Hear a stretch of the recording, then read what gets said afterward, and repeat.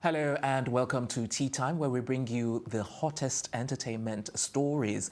I'm Chukumbo Taiwo, and I'm here with my co-anchors Elsie Godwin, Ife Oshunkeye, and Ife Omai. Hi guys. Hello. Good weekend, everyone. Okay weekend. Good? Sorry? Okay weekend. Okay weekend. You didn't get up to anything? Nothing spectacular. Okay. I finally saw that when they come see us, or when they see When us. they see us. Who's coming to see you? Oh, I saw it too. You saw it too? mean, Oh all my four. God. I saw your tweets. That was, I saw all Elsie's four. tweet. All four, yes, all four, yeah. All right. Also, regarding Naira Marley, he's been released, hasn't he? And he had a message for Yahoo Boys when he came out, and that they ought to pay him or something like that. So I don't know if he's serious or if he means it or if he was just joking. So what say you? It feels like you have something to say. Oh, Oshinke, you have something to say first of all. No, thing is, I think Naira Marley needs to work on his management. I don't know who is surrounded by, but I think... When you say his management, how do you mean? People need to advise him better. He needs to have better people around him. His circle needs to be well-orientated because he's not acting like he's exposed or educated in any way. Because first of all, social media was what got you in trouble in the first place. So why go back on social media to start a rant all over again? I think this is even the moment for you to deactivate your account for a while and reflect on everything that's happened. Because in as much as you're talking about this Yahoo Boys, they won't be in jail with you if you get convicted. A lot of people might have visited you while you were in custody, but were they the ones going through the pain and the deprivation of their freedom? So I think it just needs to have better people around him to advise him, don't put this out, put this out. In fact, don't even put anything out for now. Well, I think he was joking though. Does anyone share that same thought? Yeah, it was joking when he said, yeah. Exactly. And it got him into trouble. Joking, so, okay, all right, Elsie, let's hear your take. I think he was joking though, but of course what Yves said is just, I agree with everything he has said. I think he needs to take a step back and understand what is going on with him right now, and then make the right decisions, because he doesn't need to go. That was another live video, right? He doesn't need to do all that. He needs to, I mean, coming out on bail doesn't mean you are free. You're completely free. There's still investigation going on, and he still has a court date very soon. So I think he needs to just chill and listen to people that can advise him better. Oh my, before we hear from you, let me just quickly chip in for anyone who's not aware. I think the bail was for 2 million naira, and there were 2 sureties as well. I think landed property? Yeah, and then one civil officer as well. Level 10, they said. Yeah. Okay, oh my, let's hear your take. I mean, it's the same thing that's been going around the table. I think that there is a high amongst celebrities that I've noticed, at least that are supporting him, that I think might be what Ife is insinuating, that it's almost like it's not taken very seriously. Like it's free Naira Marley, but you're almost, like I said, you're on a high that you don't understand what reality is. For a case that hasn't been finished, you shouldn't even be commenting at all on that issue, whether or not it's a joke, they owe you money, they don't owe you. Am I a Yahoo boy? And I guess, I mean, when I first saw, I just thought this is also publicity stunts, in a sense that you're trying to get your music out there, and I guess you need more money now, even after, the bill and everything, but still, there's other ways to do it. He just needs to mature up a little bit. Do you think it's all about maturing up? Because one of the things I think Oshinkaya said is, I think his level of IQ, sorry to say, yes, we should question it. Which is why, I mean, we are not all smart or intelligent. Even people that hold leadership positions have advisors for different things, which is why you try to surround yourself with good people, like Ife has said. He needs people... maybe not just management, friends, like people that are listening to him. Because you can see when Chloe from Big Brother, when she uploaded like, oh yeah, he's out. Like, it's not this is not a triumph. Like, okay, I guess there's a major difference between being detained and having your freedom, but you're not necessarily free. This is temporary. There's no remorse, no like reality has hate you of what's going on. I don't know, maybe it's because the system here is a joke or whatever, but even if it's just to pretend. Like, calm down. This is not a party. It's not an event. I think they should celebrate for their half victory as the way they see it. They see the cup half full. Well, they're over-celebrating. They're and now, like, yeah. Okay. Okay. Any final thoughts before we move on? Well, except he's totally innocent. Maybe that's what has given him. I would not see that as over celebrating. Okay. But he needs to watch his words and how he comes better. across. Yeah. Especially when the social media is now like the police. Whatever you say may be used against you. Yeah. First go to America, and I was gonna have to submit all those videos now because they check that apparently. So. Okay, all right. I think next story we have is on MC Galaxy, who allegedly pays off Ubi Franklin's debt to Sandra Iheuwa. Okay, so I think both of them had some kind of financial transaction in the past, Sandra and Ubi, and MC Galaxy more than a financial transaction. But these are big sums, you know. We first had, I think, 8 million, then there was 4 million. But the long and short of it is that MC Galaxy stood up to pay this money. I don't know if it's alleged or if it's actually true. I think Ife and I had this conversation, was it Friday morning? Okay. Yeah, and when the news broke that MC Galaxy gave Ubi Franklin 3 million naira, I mean, I also asked, well, is this going to help him offset the bill? And I don't know. I'm glad that the bills has been paid or something, but I don't think the lady should have actually come out to... No, she's just giving thanks and showing appreciation. Saying I'm money. I don't know, man. Ubi is not man. You see this in you. When he can't pay the debts, yeah, you know, that's how some people define. You don't define a man by his ability to pay. By his ability to bring out some amount of money. If that's how people are defined as human beings, then I don't know how many people we can define as a man or a woman, right? So I think she is also trying to use the situation to be in the public eye, and I don't know. I mean, I'm not the baby in your womb, but I hope that she can be a bit respectful of this new child that she's bringing to the world, and maybe take a cue from what's the name of Ubi's ex-wife, Linda. That's her name, right? Okay, I don't know. Isora. I know there's an Isora, but is it Linda? I don't know. Lillian, yeah. So she didn't need to put this out there. I mean, MC Galaxy had already said he helped Ubi Franklin with a sum of money. He didn't even go as far as saying, oh, I paid off somebody's debt. She came out again to put that out. So I think it's highly unnecessary. She could have called him, you mean, at the back? Yeah, she could have called him and said thank you and let all this die down. Okay. She didn't have to. Right. That's my take there. All right. Both are affairs. Who wants to go first? You go. Yeah? Okay. I just think everything now is on social media. And this story has been very public. She's come out to call him names. She has come out to make all these accusations about him. So if that for me from the beginning was already unnecessary. But if you started on that, I guess this is like a last paragraph. Like okay, the end of the story is that this person gave me this. So in a way, I don't really. It's not my style personally, but from what she's been doing, I think she's just keeping in. She doesn't even just staying in character. You started online with the accusation, so you're finishing. Yeah, so she started with the accusation, and then she came out to say she has been paid, and everybody moved on. And then suddenly you're coming out to tell us, oh, it was MC Galaxy. I don't know. I understand what you're saying. Like they live on social media now, but I think we all need to sit down and. Me, I'm just saying, like, if I say, okay, I go online and say Tokumbo and I are fighting, and we finish fighting, I'm also going to say online, like, okay, we're done fighting, so I don't know. Like, okay. All right, guys. Sorry, Oshinkeye, we need to go on a break. Okay. All right, we'll go on a quick break. When we come back, we'll have a story on Robert Kardashian. We'll be bringing that up when we return from this break. Stay here.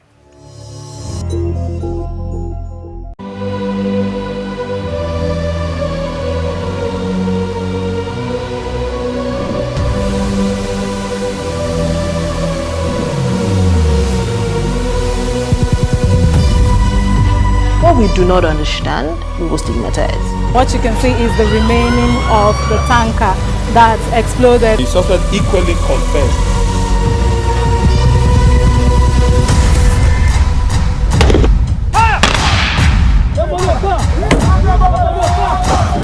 A 500 naira they collect them. If you no talk, then go beat you. Now 2,500 they pay.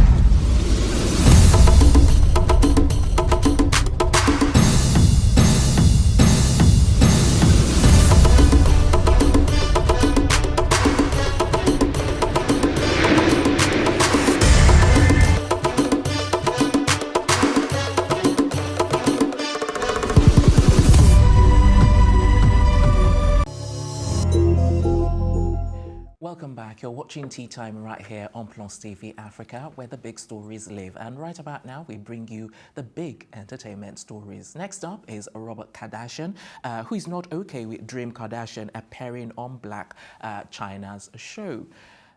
So I read this story and I thought, okay, very interesting. And Blac Chyna posted some stuff on social media in response to Rob not being okay. In fact, it was so serious that Rob actually used his legal team to actually say that he's not okay with it. And they actually sent, I think, a letter or so. And then Blac Chyna basically responded on social media. Okay, just like on the screen now, it's very unfortunate that Rob could not simply, oh, this is, what's her name? Blac Chyna's response, yeah, that he could not simply have an adult conversation, you know. And then she also flips the coin by saying when the Keeping Up with the Kardashians reality show, when they had their show, they still featured Dream on it when Dream had consent. Without her consent, and that was the Dream's birthday, one of the events on it. So, you know, you can't like have one rule for their show and then have another rule. And one of the other things that she said is that, you know, that their show is like going down the drain in terms of ratings, and that it's not very watched and that it's very contrived, something along those lines. Okay, so having said so, let's hear what our co-anchors here on the program have to say, and let's hear your thoughts. I like how she's handling it. I mean, she's... When I was reading her response, it wasn't sounding like a Blac Chyna. Like, it sounded so matured and reasonable. I think she's killing... Rob? No, she's... What's the word now? Killing two birds with one stone. Basically, she's creating publicity for this show. And secondly, she's addressing the issue and not making a big deal out of it. Because all she did was bring out facts. I mean... If Dream can be on Keeping Up with Kardashian, why can't she be on my show? And she's trying to say that she's a mother. She understands where to bring him in and understand that the show is not just about the child. It's about her. And once it's about her, it's just natural that everybody or anybody that has to do with her will probably come in at some point or another, right? Sorry, Elsie, let me just quickly say, and I think she also said that she's the executive producer and that she for the scenes to do with the child, she didn't actually show. So I don't know why Rob... she says she gets to decide who shows. Yes, but she was even saying one of the episodes... And how frequent. That one of the episodes that she didn't even show the child on the... No, she was saying, I like the fact that you said she's creating awareness for her show as well, because she went as far as telling you about the scene where she had the argument with her mother where trying to iron things out, and she said obviously she wasn't going to put her daughter That's in why that I said that scene. She didn't want to put... And also that she was not going to keep her daughter on the scene for long hours like a normal adult would and all that. So I think she's making, like you said, she was very mature with her response and saying, look, some things don't have to go side or south all the time. Sometimes let's just have a conversation. Let me know what you want. Reach out to her to know, it's not like what scenes it's not like we're not speaking. Exactly, and that's what she was emphasizing on, that he could have reached out. If he had reached out, he would have known blah blah blah. He would have known so and so. He would have known what. Before I come to you, let me quickly say as well. Blac Chyna, oh goodness, it's gone. I would just say, for someone who was raised in the reality show, like, if you want to ask someone not to be in their show, you have to come up with facts. You can't just say it doesn't make me feel nice. I don't like the way he's been treating her from the get-go. Sorry, can I just quickly... It's come back. Let me quickly say before it goes out. I wanted to also highlight this point because... just in case anyone's not aware, they have 50-50 legal custody. So if one parent can say one thing, I think the other parent can say the other thing. Even if there isn't a 50-50 legal, let's say you had 10%. If I'm not putting the child in danger, then you don't have any right to tell me what to do, because it doesn't make you feel nice about it. Okay. If you come across and say, like, don't put this child on my show, what are your reasons? Because it's not like you're trying to protect her identity. She's on the Kim Kardashian show. So, like, what is you just don't like her being on the show? And I know there's a lot of racial undertones that go to Blac Chyna from that family. Maybe not him personally, but they look down on her for obvious reasons, ghetto vibes and all of that stuff. But if that's the reason, then he can just, like, take a shower, chill out. But like, she doesn't have to do what you want because you feel uncomfortable. That makes so much sense. Thank you very much. All right, moving on to our next story now. We've got Julius Agwu next. He says comedy can help curb violence in Nigeria. And I think him saying this comes off of the back of a comedy show that he had in Kaduna. He said he went there because people don't really have shows in that part of the country, and that there's a lot of violence taking place there.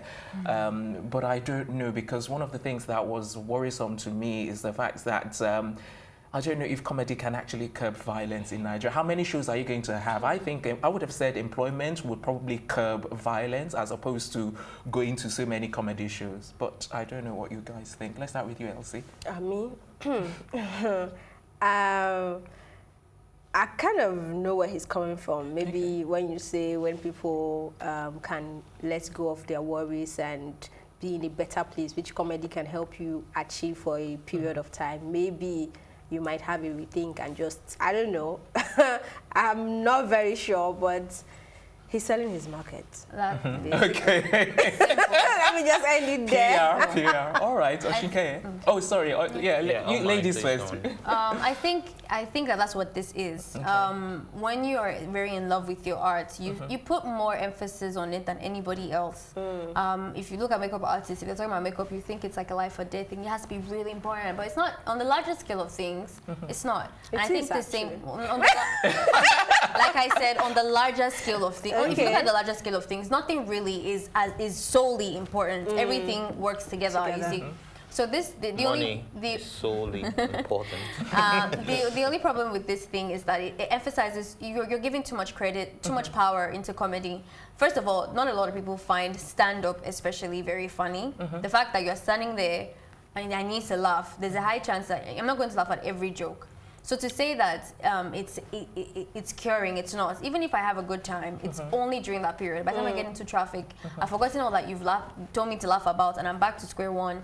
But I think it was also coming from the part of like people entering into comedy and being comedians, and then doing employments. But even that, how many, like you said, how many shows do you have? How many platforms are there? Like, it's not the cure. Okay, all right. Oshinke. Well, basically, I just think. Like Elsie started with, we cannot undermine where he's coming from because he definitely has a point. I'm going to look at it from the medical side now because if you ask therapists, they'll tell you it's therapeutic to laugh, to be around people that will make you smile. Do you understand? It helps you. If you're depressed, laughter could reduce. Depression can make you do violent stuff. Depression can make you kill yourself, can make you do anything. You don't know what it would lead to, desperation. So if that laugh is therapeutic, then maybe we should look at it from the medical side, and maybe that's where I just want to just draw the curtains on the story. Okay, yes, and that's where we're going to draw the curtains really on the story. We're going to go on a quick break, but next we're going to be talking about Ruggedman. There's some kind of drama involving him. He was assaulted in a London restaurant. If you're not aware, we're going to be talking about that right after this break.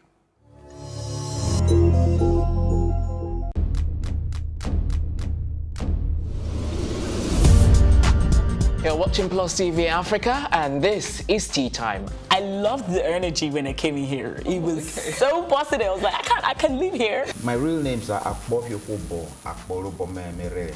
I think my father is a comedian because most times when he calls me, he's like, yo, make sure you use condom, you know, them girls out there. So are you telling me I should have shot my shots? Ife, you are my younger brother. Age is nothing but a number. What? I'm a vampire. I believe in equal rights for women, and I also believe that a man is the head of the house, so we need to draw our limits somewhere.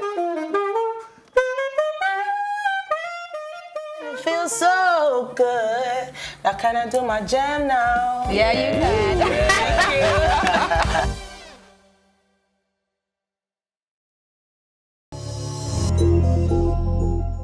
Welcome back. You're watching Tea Time right here on Plus TV Africa. As mentioned before the break, our next story is on Ruggedman. He was assaulted in a London restaurant, 805 restaurant to be precise, at Old Kent Road. Not that I'm doing any PR for them. You were a frequent customer. Is that how they attack people there?